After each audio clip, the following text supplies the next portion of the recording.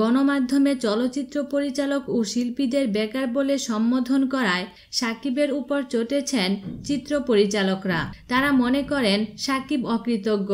যে ইন্ডাস্ট্রি সাকিবকে তারকা বানিয়েছে সেই ইন্ডাস্ট্রির বিরুদ্ধে কথা বলে সাকিব অন্যায় করেছেন। সাকিব কেন এমন মন্তব্য করলেন সেটার কৈফিয়ত না দেওয়া পর্যন্ত তাকে নিয়ে শুটিং বন্ধ রাখার জন্য নোটিশ দিয়েছে পরিচালক সমিতি। গত সোমবার এক লিগ্যাল নোটিশে সাকিবকে নিয়ে ছবি নির্মাণ না করতে পরিচালকদের আহ্বান জানিয়েছেন পরিচালক সমিতি। এদিকে এই মুহূর্তে সাকিব শুটিং করছেন শামীম আহমেদ রনি পরিচালিত রংবাজ ছবিতে। পাবনায় শুটিং চলছে ছবিটির। জানা গেছে আজ মঙ্গলবার বিকেলেই এই ছবির পরিচালককে নোটিশ পাঠানো হবে ছবির কাজ বন্ধ রাখার জন্য।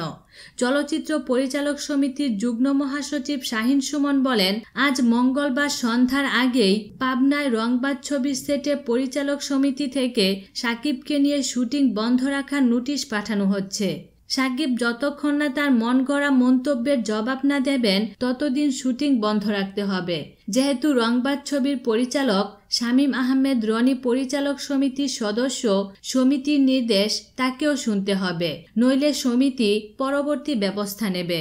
তিনি আরও বলেন, সাকিবের সঙ্গে পরিচালকদের ঝামেলার অবসান হলেই আবার রংবাজ ছবির কাজ শুরু করতে পারবে, কিন্তু এর সুরাহা না হওয়া পর্যন্ত শুটিং বন্ধ রাখতে হবে।